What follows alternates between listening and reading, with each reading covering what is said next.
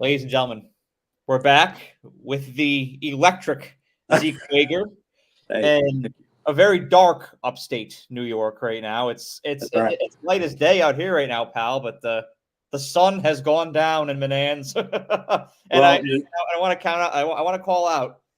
He is in fact wearing his Ricky Williams jersey right now, right. and let me tell you, you got to stand up for everybody and show them this thing. No, it's a little throwback to the good times, the good Jersey days, not the what we wear now. It's terrible. Is that the blue? Does that have the blue outline on it as well? Yep, yep. I love the blue outline. I miss Right. that. That's the 2000s. I wish they would incorporate that back into their uniform scheme again because I love those colors and I love the dolphin the way that it was back then. The way it is now is just Don't weird. like it. It's Don't like it. it's like I don't know. It's like it's like a Peyronie's disease dolphin. It should be like this. I don't know. I like the shade of teal back then better too. Yeah, it's aqua, pal. It's not teal. What we wear now is teal. That's right. That was Aqua back in the day. You got me back in the Devone Best era. Aqua. Right. And I got a little show and tell before we get started here.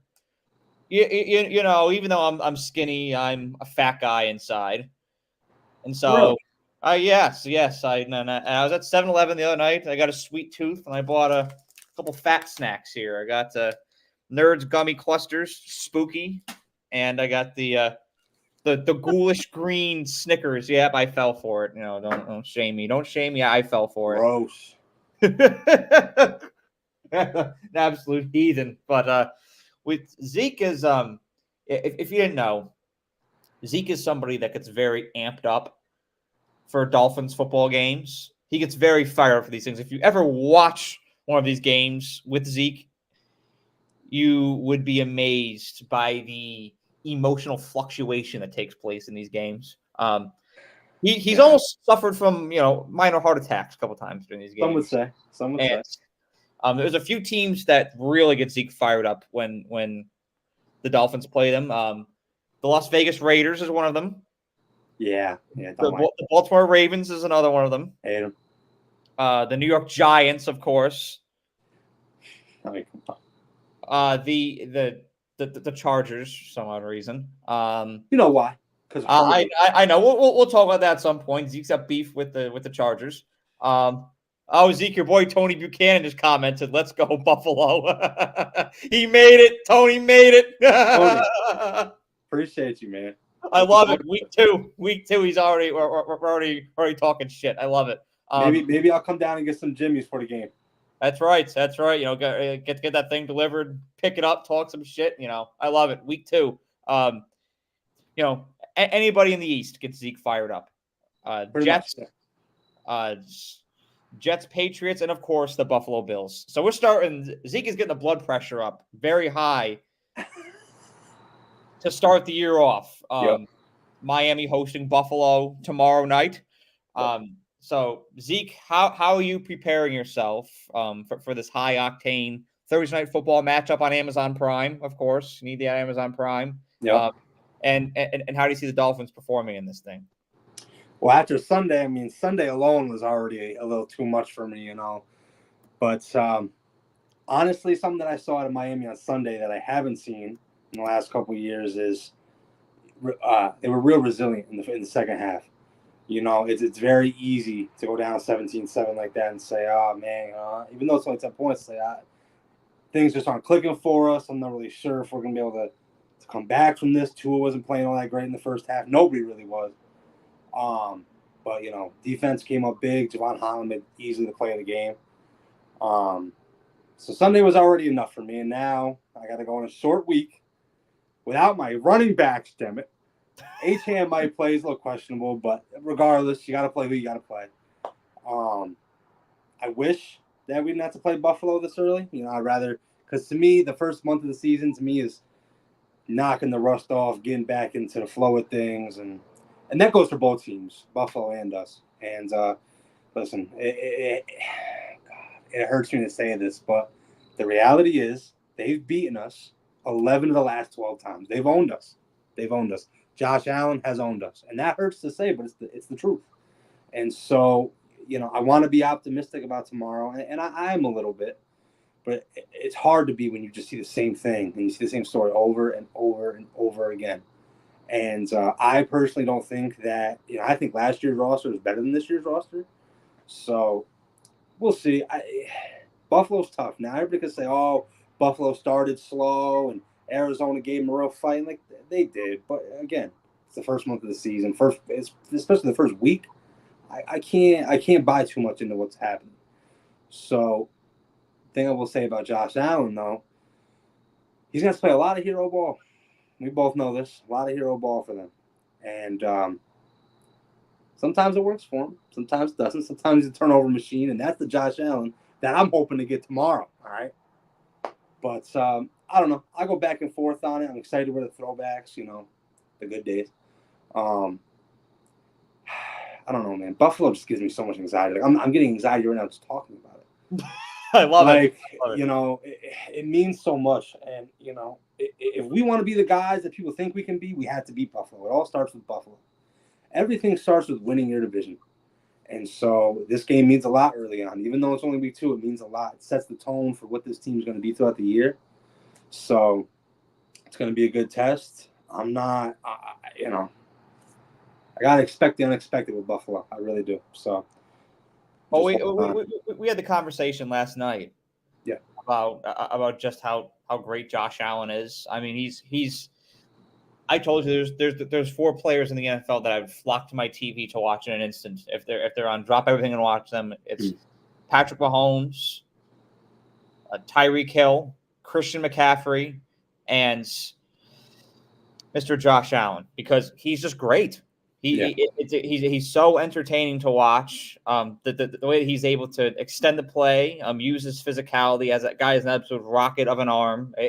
He's just a special talent to watch.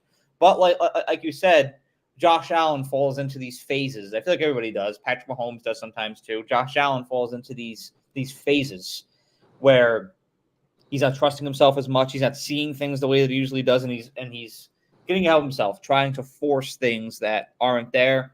But usually there's something that brings that on. Usually there's like the way that a game ends, or a particular play that stays in his head and lives rent free, and he struggles to get past it, and it just takes that one drive, that one start to the game to get him back on track again, to get him back to being confident again. Who knows if that's what Miami will be seeing tomorrow night. I was very impressed by the way that Josh Allen elevated against Arizona on Sunday. I mean, that's what great players and great teams do. In games where you're at home, you're playing a team you're heavily favored against, and you're getting outright owned in the first half. I never really felt that Buffalo lost control of that game, regardless of how far down they were. I never thought they lost control. And so the way that Josh Allen was able to claw right back into that lead again and really take the game into his own hands, but it plays into what you're saying, Zeke, and we've had conversations about this. This is a year, like you said, where Josh Allen is going to have to play hero ball, where he's going to have to put this entire team on his shoulders and pull these games off himself. I mean, there's no other way I can put it. And guys like him, they don't disappoint. They always deliver. But when you have to elevate and do more and more and more every game to just win, it gets exhausting after a while. And so I think that can definitely play into Miami's benefit tomorrow night. It can. I think. Listen, at the end of the day, like, Josh Allen still has quality players around him. Dalton Kincaid, I'm a huge fan. I had him in fantasy last year. He's a monster. Shakir, he loves going to Shakir. He's a solid player. They don't have anything that's flashy, and you don't always need that. You don't need one guy. He's got multiple. You got Keon Coleman. Curtis Samuel's always banged up, but he's a fast guy. Still got Dawson Knox with Kincaid at tight end. James Cook's a good player in the backfield. Like, they have good players. It's just they don't have that one difference maker. So it does make things a little bit harder. Miami did struggle against the run a little bit, actually a good bit, on Sunday. James Cook's going to give him a handful. Honestly, he really is. And Josh Allen. I mean, you look at every time Miami plays Josh Allen does whatever he wants with his legs. And a lot of times, I'm not going to lie, there's a couple guys last year who Josh Allen would scramble. They pretty much moved out of the way. They didn't want to tackle him. Josh Allen's like the size of a tight end. He's not just your average quarterback. So, when you go to hit Josh Allen, you got to be ready to go.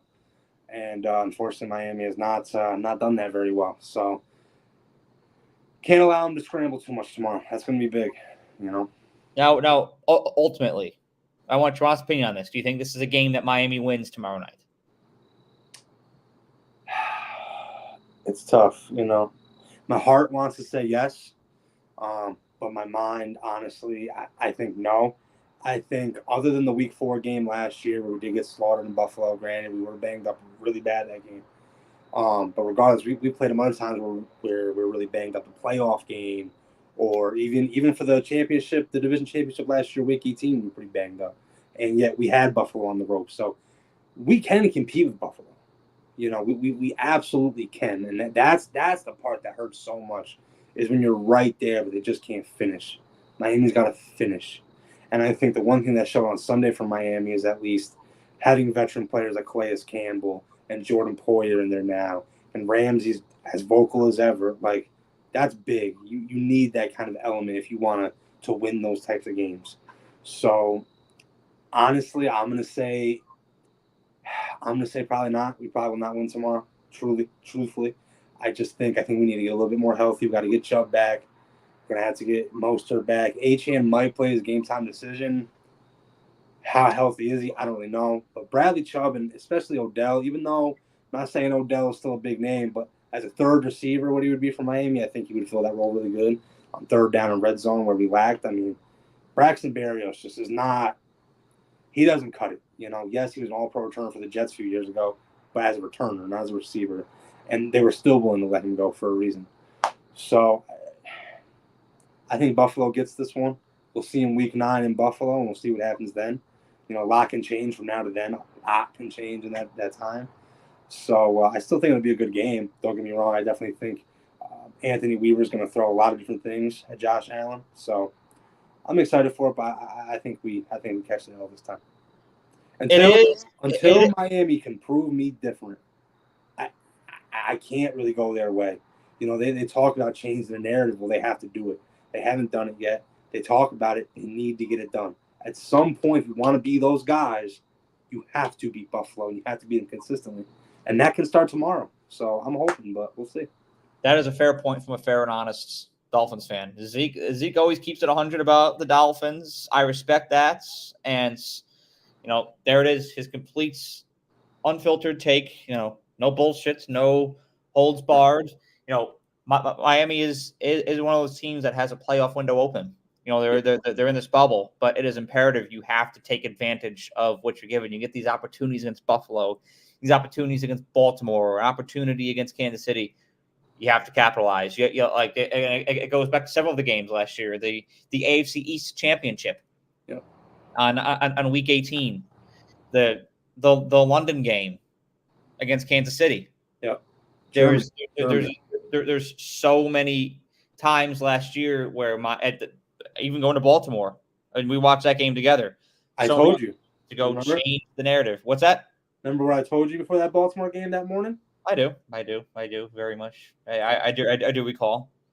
That's right. Yeah, that was that was a very sad and unfortunate couple days. There quite a few black and mild smoked after those couple days by the both of us. Pumpkins thrown off of the balcony, and tears.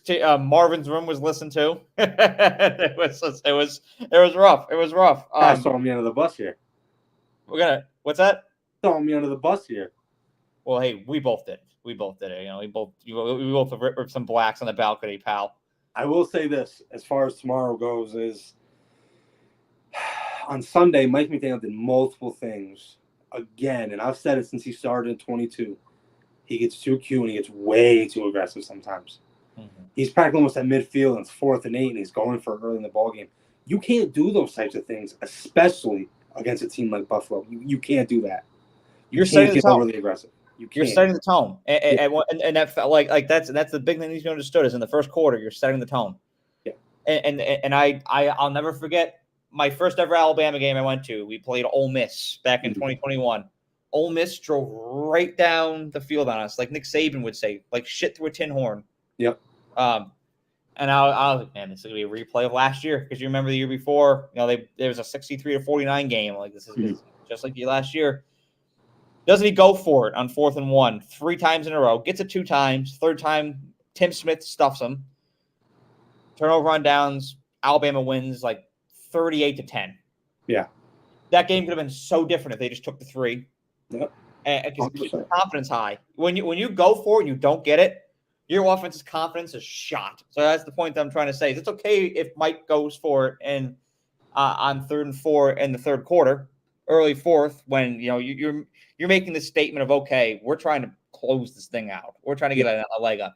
You don't need to do that in the first quarter. You need to hang in the first quarter. And then you need to keep pace. It's a race. You keep pace. And then 3rd and 4th quarter, you take those strides to separate yourself. Well, I think a lot of football nowadays, and you see it all over the league, is it's so analytic driven. And honestly, I hate it. I hate it. Because sometimes football is just football. You can't overthink it. Stick to the basics, and it works. There was multiple times where we struggled heavily in short yardage situations last year. And on Sunday, 3rd and 1s, they're doing fullback dives to Alec Ingold, the Pro Bowl fullback, who I love. I love fullbacks. And they picked it up.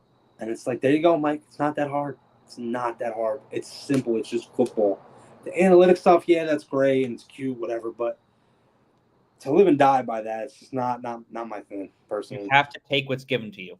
Yeah. I can't stress enough. You have to take the opportunities that are given to you. It's simple. You let the opponent play into you. It's that simple. You manipulate them. Great coaches know how to manipulate their opponents. And when you're antsy and you go for it on 3rd down in the first quarter, to me that's a sign of weakness. It's like, okay, they're desperate. They think they need to do this to beat us. So it's a psychological edge. But I want to talk about this year for a few minutes.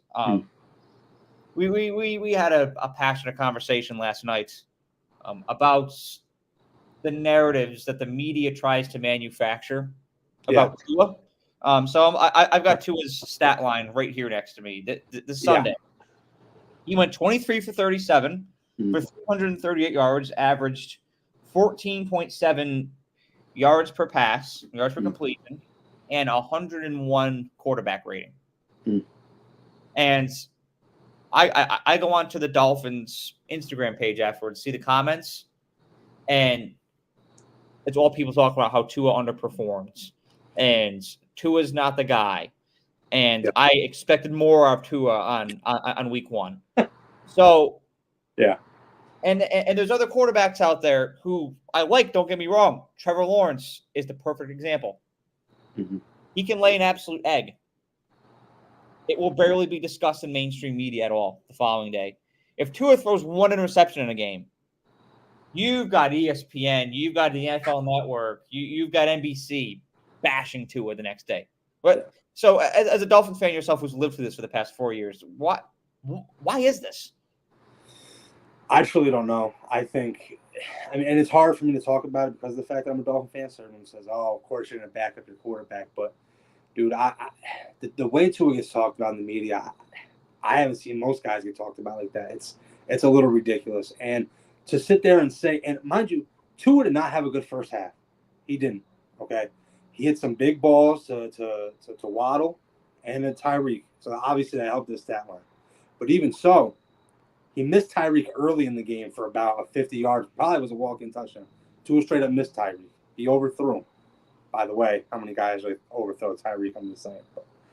But regardless, they can sit there and say he didn't have a good enough game. The guy threw for over 300 yards. He didn't turn the ball over. What more does he have to do? Second half, he came out and he did what he had to do to win the game.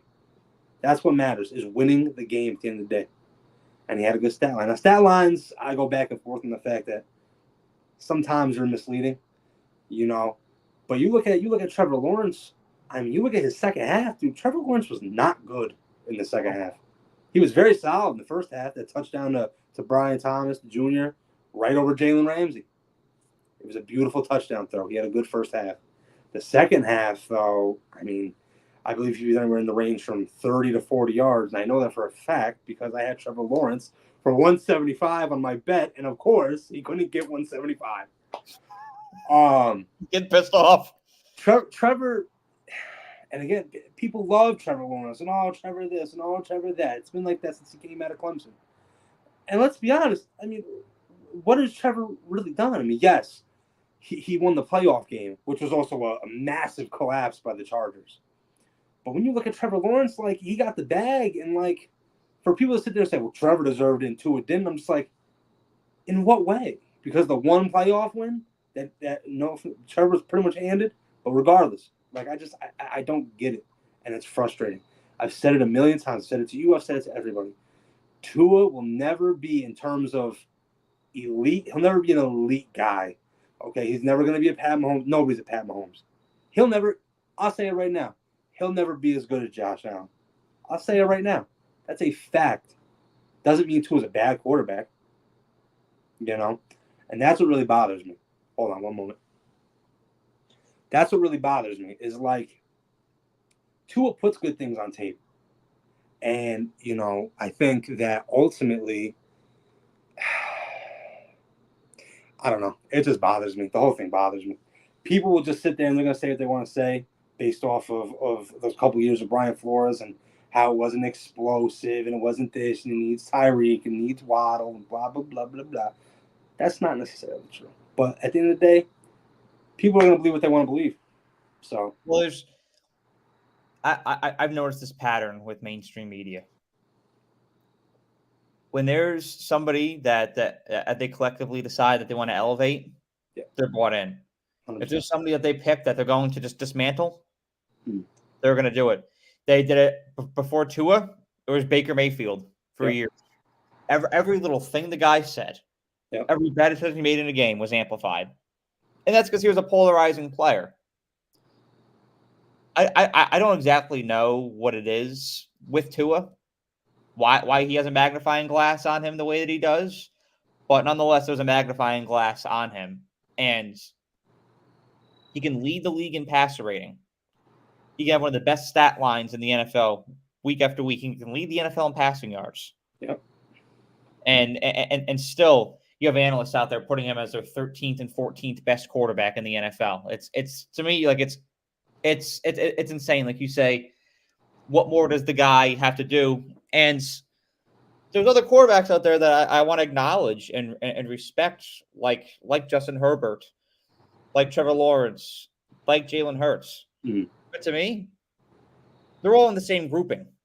They are. All of them to me are there is a big tier in the NFL right now of guys that are in just the same grouping. Jalen Hurts, Tua, Justin Herbert. We'll throw Dak Prescott in there. A lot of guys who are really good, but not great. Because we have 3 quarterbacks in the NFL that I consider to be great right now. Patrick Mahomes, Josh Allen, and Joe Burrow. And like you said, this is a big assessment year for Joe Burrow. So there's only so much great out there. Yeah, Joe. We'll have to talk about Joe Burrow one next. I have a whole feeling on that, and I listen. I totally agree with you. And there's a big clump of guys in the NFL at quarterback right now that are good quarterbacks, you know. And it's hard. You look at some of these teams, right? Like, if you take Tua away from Miami, and let's just say you were to throw Daniel Jones in there, right? Guess what's going to happen? Everybody says, well, Tua's got Tyreek, and he's got Waddle, and he's got Mostert and Achane. Okay. See, even if you throw Sam Darnold, Daniel Jones, those types of guys, promise you they don't put up the stats Tua does. I promise you that. Tua is he's one of the most accurate quarterbacks I've ever seen. His accuracy, his ball placement, he's one of the best in the league at that. That's what he's best at. He doesn't need to have the cannon. And that's right. Everybody loves the powerful arm. Colin Cowherd all the time. He has a rocket of an arm, and that's what you need to be a quarterback. That's not true. Also, who's accurate? Drew Brees doesn't have a rocket arm. Drew Brees was accurate. Well, and that was Tua's comp coming out of college, and I hate comps. Okay, I hate it. But at the end of the day, they play very similar. I will never say that Tua will ever be Drew Brees, but they play a similar style of ball. And you look at Dan Orlovsky, he breaks down all the time. He's one of the few guys that supports Tua regularly, and he holds Tua accountable when he plays bad. And he breaks down the film multiple times and has shown Tua does some things like his ball placement is actually elite. He does. And so that's what's going to carry him. And Mike has tailored this offense perfectly to what Tua needs. But again, that's where Tua will struggle in cold weather. You look at Dan Marino, Hall of Famer. He struggled in cold weather. I mean, Miami has always done that. People say, "Oh, it's a Tua thing." No, it's a Miami thing. It's not just a Tua thing. It's not just a Tyreek thing. It's not a Mike McDaniel thing. Miami's always done that with Dan Marino forever. They're not good in the cold.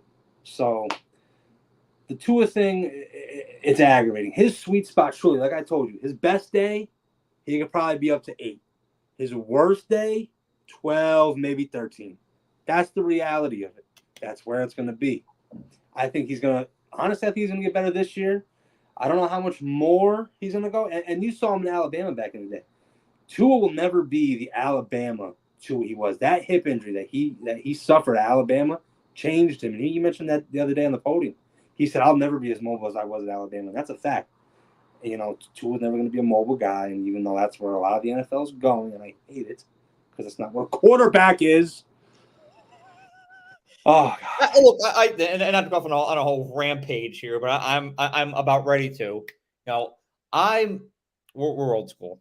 I like a quarterback that can sit in the pocket, and be able to distribute the ball, to be able to consistently move the chains, get first down, hit slants, hit button hooks, hit basic passes. I want a quarterback who's fundamentally sound. There's a lot of these very athletic guys out there right now, and they're very talented, and I acknowledge it. But they can't complete a pass to save their ass.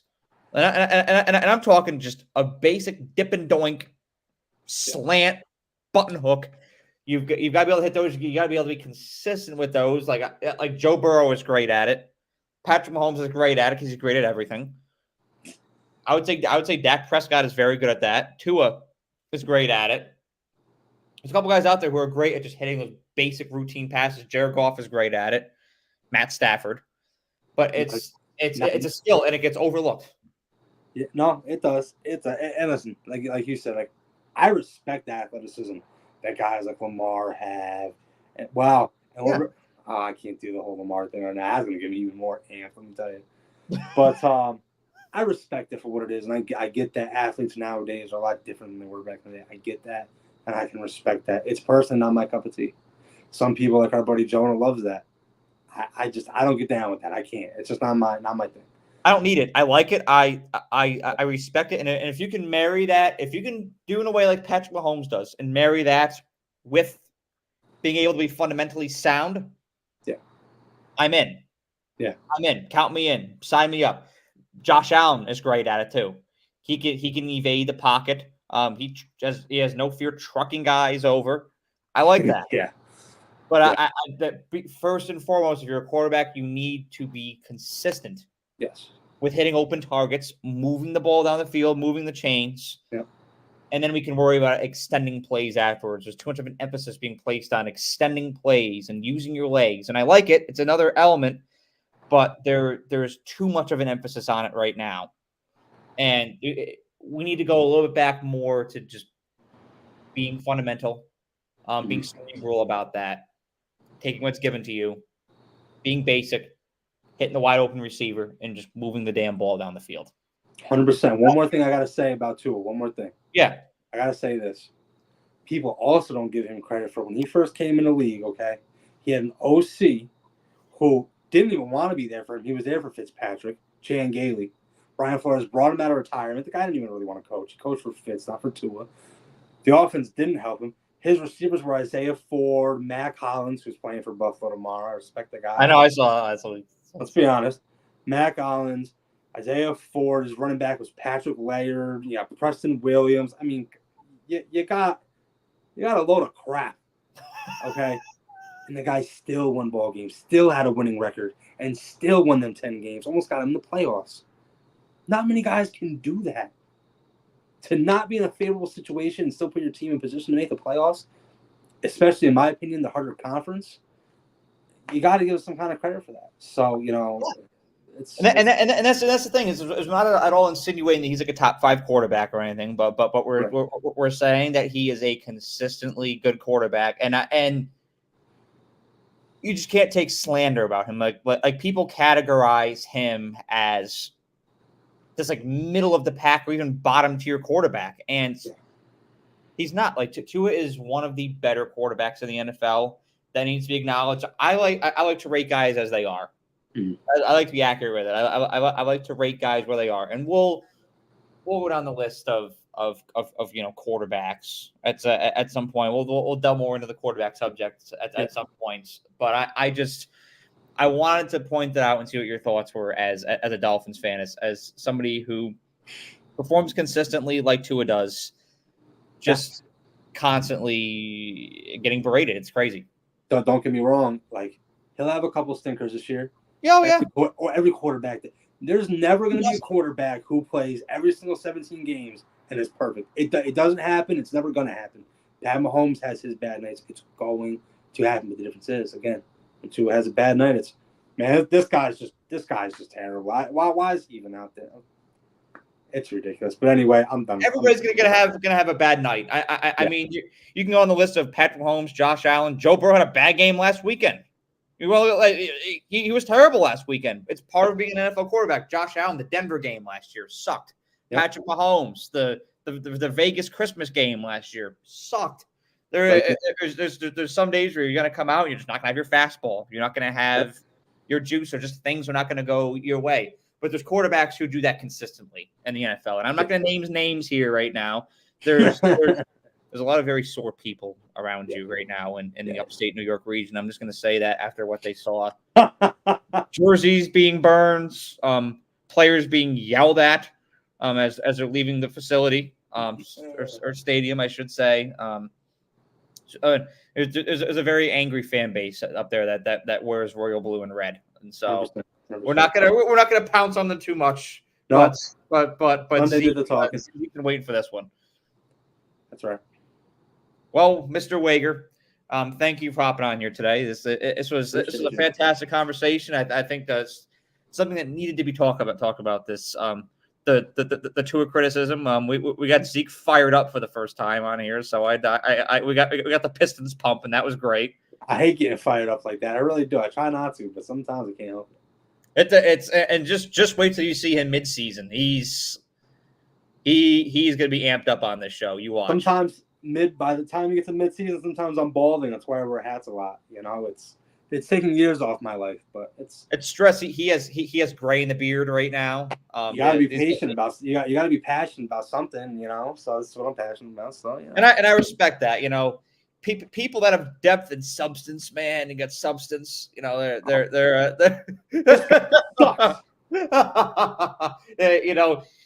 they've got something that they're passionate about. I mean, this is a man right here. I kid you not. This is a man who wants to be buried in a teal and orange casket. I'm not even kidding you. He's not lying. And he will show up to my wedding in an aqua and orange blazer. He said that to me too. So this is And we'll put this on the screen at some point. But Mr. Wagar has also he puts game pants on for game day. Sometimes I wear the whole uniform. That is true. Not all the time. It has to be a special occasion. But he puts the helmet on and everything. You're throwing way too much of my business out there. I'm gonna have a chat with you, buddy. To have a firm talking to, which is another load of shit that he gave me one day. But we'll talk about that story one day. But for now, Mr. Wagar, thank you for coming on. We'll be watching tomorrow nights, and hope for a riveting game. I guarantee it. I'll see you, pal. Later.